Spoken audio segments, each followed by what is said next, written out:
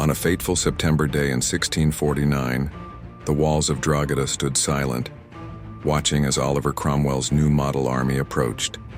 The Irish garrison inside could never have imagined that they were about to become part of one of the darkest chapters in Irish history, a massacre that Ireland would never forget. Drogheda was a stronghold of royalist resistance, defending the Catholic cause against Cromwell's parliamentary forces. The town's defenders, a mix of English royalists and Irish Catholics, numbered around 3,000 men, sheltered behind its ancient walls that had withstood many sieges before. But Cromwell was different. He brought with him the most modern army in Europe, equipped with heavy artillery and a zealous determination. After demanding the town's surrender and being refused, he unleashed a bombardment that would shake Drogheda to its foundations. On September 11th, the walls finally cracked. What followed wasn't just a military victory. It was an atrocity that would echo through centuries. Cromwell's orders were chilling in their simplicity. No quarter was to be given. His soldiers poured through the breach, and the streets of Drogheda ran red. The massacre was methodical and complete. Soldiers, civilians, priests, none were spared.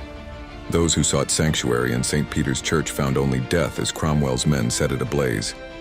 The screams could be heard for miles around. In his own words, Cromwell justified the slaughter as God's righteous judgment, writing to Parliament that it would prevent the effusion of blood for the future.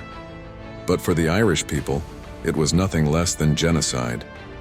An estimated 3,500 people were killed, with civilians making up a significant portion of the dead. The impact of Drogheda rippled far beyond its walls. It became a symbol of English brutality and Irish resistance, a wound in the national psyche that would never fully heal. The siege marked the beginning of Cromwell's Irish campaign, which would see similar atrocities repeated across the country. Even today, centuries later, the name Cromwell remains a curse word in parts of Ireland. The siege of Drogheda stands as a testament to how acts of violence can echo through generations, shaping relationships between nations and peoples long after the blood has dried. This wasn't just a military engagement. It was a turning point that would forever alter the relationship between England and Ireland.